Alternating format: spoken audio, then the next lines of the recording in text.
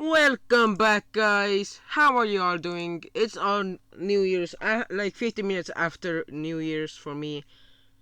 We're going to check out Asia's 1,000 players build matches civilization in Minecraft. I have seen it multiple times, but I will give my comments on this video of what I think is cool and that. If you're seeing this, please do not get mad. I'm just commenting. It's not bad comments, it's not good comments. I can just say those are decent comments from my own view. In the biggest social experiment ever done in Minecraft. Okay, I have seen another player do this, who actually made another 1,000 player did a social experiment, but on different islands. I scattered 1,000 people across 4 massive islands to simulate a realistic civilization. The players were given no help or guidance. I wasn't in this, so I don't know much that happened, but this guy is literally kidnapping sheep, and this guy is like, yes, do my bidding. This sheep is like, no, my family. And just like in real life, if you die, you remain dead forever. This is actually a pretty good concept. No! Now each player has the freedom to do whatever they want. Gather resources, join a society, become a dictator, or if it comes down to it, go to war. With so many people on each island. Now, I think these islands weren't balanced, because I think that some of this, like most deaths at the start, were from the snow biome, because of the powdered snow and that, so Ace will cover that in a few times. Anything can happen, but I can promise you one thing. This event ended up having the most entertaining story arc I've ever seen. You do not want to miss this. So pick a nation to root for and enjoy the video. I present to you the 1,000 player civilization experiment.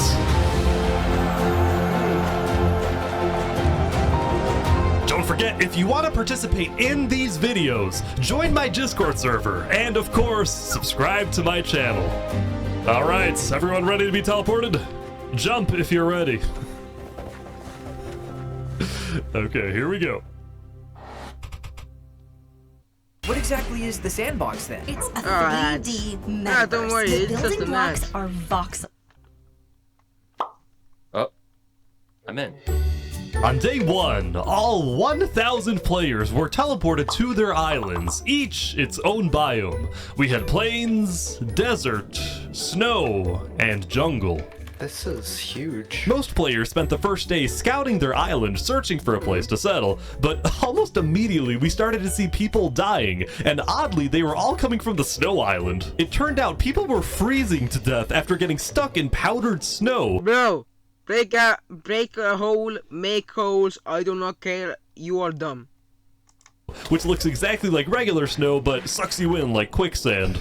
This guy's trying to free his friend. Sucks you in is kind of a wrong word. I think it absorbs you, and it doesn't let you go until you die. Oh no. Even worse for the poor people on the snow island, trees were almost nowhere to be seen. The desert island also had very few trees, which players needed if they wanted to get wood. But the places where players did find trees quickly became extremely valuable hotspots for groups to settle at and colonize. Look at all these people coming together. Community. So, I think some people actually, like, stole some stuff. So. Crafting. They're making progress. Meanwhile, the people on the jungle island had essentially unlimited trees and were thus already thinking about other things. What did you say your plan was? I'm gonna take over the world. I don't know how that goes, buddy. You kill a few leaders, they die, they call for assassination attempt on your life. Darbo will help you with that. This is my right-hand man. It's going to be Darbo. protective. Hello, right-hand man Don't Darbo. talk to him. He doesn't speak. While having a lot of trees did seem like an advantage at first, many jungle people found the island to be difficult to traverse, given the immense amount of trees and the hostile mobs that would spawn on the surface due to lack of sunlight. Uh-oh. Uh-oh. This fear of traveling also made it more difficult for jungle people to talk with each other, since players could only read chat messages from people 100 blocks away from them or less. Although frankly, at least they didn't have to see what me and the admins were looking at. Dude, this thing ate Oreo. Dude, this thing ate Oli Mickle Lion seeds. Olia Mickle Lion. F, good luck. Imagine dying on day one though. Cut this chicken. This alternate area though. F, good luck. And what we have? Slow. Undone potato. No. Lastly, we get to the Plains Island, and boy was it different from the others. It truly was just the perfect island to live on, with green grass, trees, animals. Actually, the Plains Islands are always the best. Except for the other islands. They are kinda special in their own ways. For snow reason, I can say it's pretty much a different thing I can say about. But for the snow, you can use that powder snow as you can make some of it. I don't know how, but you make small pit traps for enemies that are trying to get into your base. Like, for example, like there's a and no natural dangers. Guys making a little animal family. Or farm. Not needing to worry about dying as much as everyone else, the people on the Plains Island were among the first to start mining for resources like iron or diamonds. They were also the first to build up villages and, yes, to create civilizations. Throughout the first day, you could see two main groups starting to come together. One of them a democracy led by a player named Horace Crown. Our aim is building the most beautiful and nicest city on the entire server. And the second also a democracy led by a player named Sidefall. I just want to make sure nobody dies. It was actually kind of odd how similar these two civilizations were. They were both located on the southern shore, they both had democratic elections, and their leaders... Quick spoiler alert, Swipe got, this white guy got actually framed by a guy. Both wanted good for their own people. And the guy actually got thrown out of the island. Hope nothing happens to change that. If I'm gonna make an Among Us character. Never mind, I hope they die. Yes. Soon it was the end of day one. Players across all 4 islands logged off and made plans for the following day.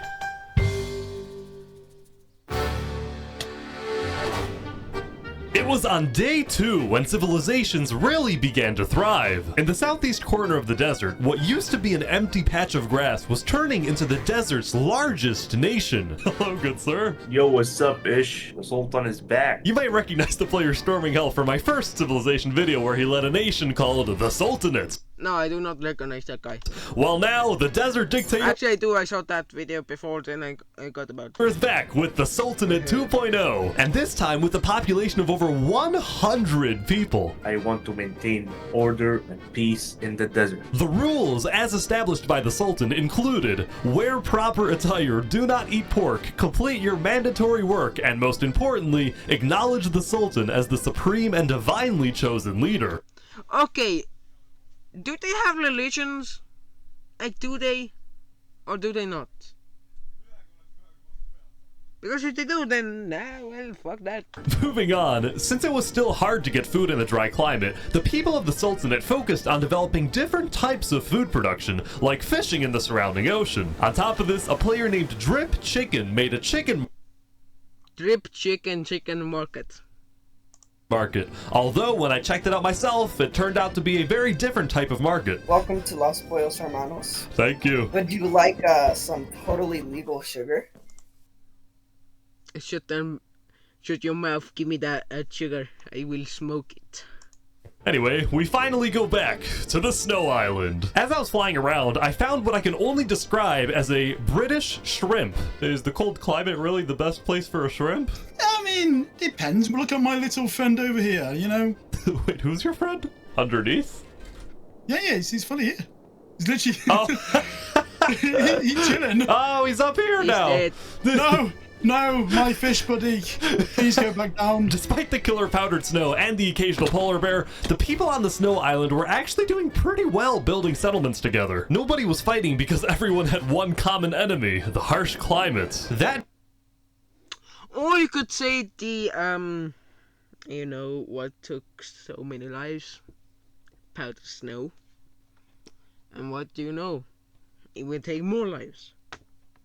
It's powdered snow. That being said, it turned out that all of these snow settlements might be a bit more than just little community. Actually, when I heard this, I was like, okay, that's interesting, and I will tell you what a little bit about, like, a few seconds. On day 2, rumor was getting out about a conspiracy that, despite them all being spread out across the entire island, a lot of these snow settlements were actually all being run by one single person. Actually, this guy named Elaniolo wasn't in his bunker. It was for Stone and stuff. If you haven't yet seen it, then Whose goal was to unify the entire snow island under one mighty empire. I wouldn't say mighty, I would say a failing, dying empire with a failing economy, failing everything, and failing relations. If you might say, I'm Estonian, yeah, so I can say, kurva. This person's name was Alanulo, and he was running this entire empire recruitment operation from an underground bunker. An underground bunker that was made after. Where he felt he was safe for the time being. Essentially what he would do was hold meetings with people who were already leaders of their own settlements and convince them to merge their civilizations with his empire so they would be stronger together. Now, I freaking Turkey will get killed, aka assassinated by the leader of the Empire of the Snow Empire. Elanior's empire. And Elanior will do it himself. He would give these leaders orders to fulfill, and in exchange, they would be guaranteed high-ranking positions in the empire. If this empire actually succeeds in uniting all 300 people on the Snow Island, it would easily become... I actually had a talk with those people, and a freaking Turkey actually asked, why did you kill me, Elanior? It was because Elanior got a little bit scared about that and that. But as it's the most powerful nation in the world. In fact, it would be bigger than the Sultanate and the two Plains democracies combined. Will this... Well, those two combined would be the size of that combined would be about like 75% of what that is. Ambitious plan actually succeed? Let's see what happens in the following days.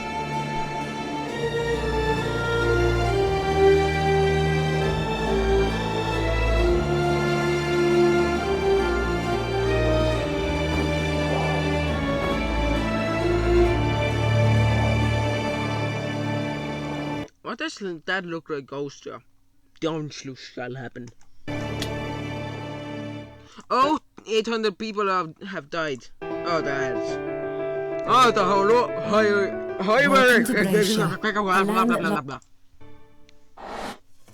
We've now covered the politics of every island except for the jungle, so what's going on here? Well, quite frankly, I had no freaking idea. It was... He wanted to fucking... But, that's for chaos. There were about 30 different camps and tribes spread out across the entire island, and a lot of them were in constant fights with each other. Oh. Who are the... What is going on?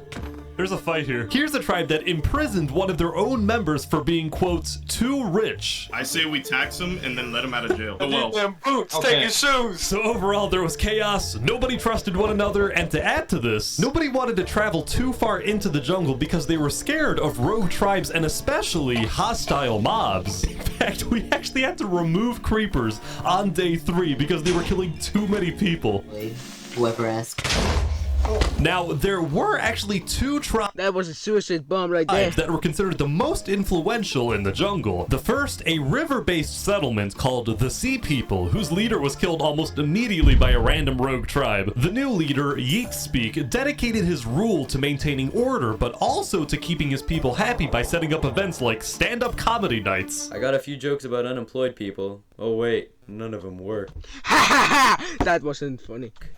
The second influential tribe was located in the dead center of the jungle, and it was what appeared to be a faction revolving around the worship of a player named Seth. Hello, Mr. Seth. Oh, what's Oh, do we have 4 Sith people? up, bro? Oh, this is just creepy. You're telling me this isn't a personality cult? Nah, I wouldn't say that. It's a way of life, alright? It's a religion. Lastly, as I was flying around, I happened to run into this guy again. I'm gonna take over the world. Believe it or not, he had actually become the leader of a pretty impressive settlement. Granted, there was a lot of internal drama in his tribe. Do you see this like really cool tower thing that we're building here? Yeah, it looks great. Yeah. It's really cool, isn't it? And do you see our farm over there? It's really cool and nice. Now come over here. Could you tell us what this is? In short, A big fucking dirt pile. two of Wazik's tribe members Okay, I will take the F back if they prove me some trauma. built a librarian's tower, and he I won't take it back. It looks like a damn box. thought it was ugly and wanted to burn it down. Now, when I talked to the librarians, they said Wazik just doesn't like the library because he's illiterate. As I said, drama. Now, the jungle wasn't the only place having problems. The Plains Island was seeing both a surge in development, this whole place is awesome, but also a rise in tension. The leader of one of the Plains democracies, Horus Crown, had found out that the other Plains nation run by Sidefall had reached out to the Snow Island looking for potential alliances. Horus Crown did not like that Sidefall was reaching out to other islands instead of reaching out to him, so he quickly established his own— Bro! Just ask! Ask! Not just, like, you know, do your own stuff. And, there's consequences.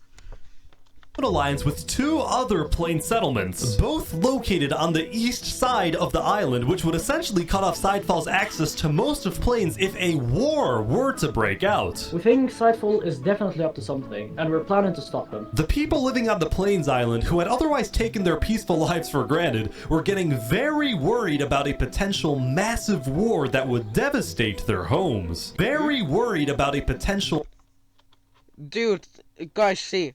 Justin Freak News has said, guys, the borders are down! Go to war! massive war that would devastate their homes. Here in KFC, we want family, not war. Meanwhile, on the desert island, the Sultan storming hell was not happy when he discovered that a group of mountaineers had made their home on the mountains surrounding the Sultanate. So, the two groups had a meeting to discuss this dispute over land. Why does the Sultanate have any more right to a plot of land? Simply, might makes right. We're stronger, so if it comes down to it, may the stronger group win. People in the desert were starting to get worried about storming hell's tyrannical nature, so some of them moved to a quickly growing democratic nation on the other side of the island. This was Theria, the name derived from the Greek word for freedom. I asked their elected president, Saps, about the Sultanate. Hopefully we can establish some peaceful relations for now. I mean, we're in the middle of a desert. Why fight, you know? Overall, each island had its own conflict between the desert's sultan dominance, the plains' alliance disaster, the jungle's total chaos, and— could someone tell me, what the hell is wrong with that? Like, every other thing has like 1, 2, 3, 4, 5. Bro, 1, 2, 3. The Snow Empire's takeover, at least one of these conflicts was bound to erupt. Like, this is what I mean. Like, look at this. Like, these two have the least. Actually, this has the most. There's one right there, some over here. There was one here, here, here, here, here, here, here, here, here, here. Wait! And I think there was only 3 of these. And Elaninos Empire as well. But there was the tavern, some other guys up here, some other things. I think there was like 2 like other nations here. So Very these soon. 2 have the most. And the conflict was Plains. At the beginning of day 4, a propagandist told everyone that Sidefall was about to attack the Plains Island. Horace Crown called a code red and everyone on Plains was freaking out, Great silence. Now I have to ask.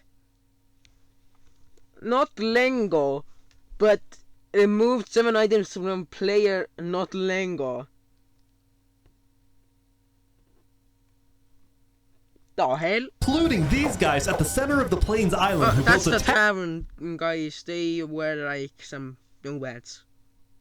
Go check their channel out. They like it's pretty good. Tavern on a lake. I spoke with the bartender. Welcome to the tavern. I hope you can enjoy a nice beer since it might be our last. Damn it. So this man gonna have beer, but I'm a minor, so I can't. But you're probably wondering, what was Sidefall actually doing? Well, it turns out Sidefall was just as confused as everyone else since he had no plans to attack anyone. The propagandist had lied. I have no Bro, drink drop, shut the hell up. clue what these guys are talking about. I don't want to attack anyone. I don't want a civil war. You were framed. I can't believe it. So now... Bro, guys, look. I don't want to attack anyone. Guy's praying. This guy is praying. Pray. And this guy is like, why are you praying? We have nothing left. Stop praying. Oh, what the heck? I don't want a civil war. Like, God, you can see this. This guy is literally praying to God. You were framed. I can't believe it. So now, both sides were gearing up for a war over nothing but a miscommunication. And all throughout, Sidefall was desperately trying to reach out to the other Plains leaders saying that he didn't want war. The other leaders doubted him, but they actually agreed to meet with him as long as they met on neutral ground. Whoever told you guys I want war is lying. Tell us the truth then. While they talked, Horace Crown secretly had undercover spies search Sidefall's entire village, but he wasn't aware Sidefall had someone else place a bunch of TNT under his village. But before things went too far... Folks, we have a peace deal. By the thinnest of margins, crisis was averted. After talking, the leaders had made a peace treaty. I actually didn't get to see much of the meeting, but here's essentially what happened. Sidefall first apologized to the other Plains leaders for not being open with them, specifically about his relationship with the Snow Island. He told them he had only reached out to Snow in hopes to get on the good side of a player named A Freakin' Turkey, who was apparently Olanulo's second in command. The Plains leaders discussed their disagreements on foreign relations, Horace Crown preferring keeping alliances within Plains, and actually, if I would have been there, I would have been in a neutral nation. I wouldn't attack unless I was attacked, and I would have just reached out. If I had my own nation, I would have named it the Apexia. Yes, Apexia. Because why not? Also, you can see some structures, some other guys. And Sidefall believing in making allies on other islands, but they were able to put their differences aside. They banished the propagandist from the Plains Island, and at the end, the 4 major Plains nations created a Great Plains Alliance. The Plains Island went from being on the brink of war to being the most united island of all. I'm going to end this video on day 4. We're going to check out day is 5 through 8. Yes, 5 through 8. I don't. Yeah, 5 through 8, and then we'll go for 9 to 10, and then that will be all. But see you guys later when I have something is done. I will show you guys something after I'm done with some other stuff. So yeah, bye.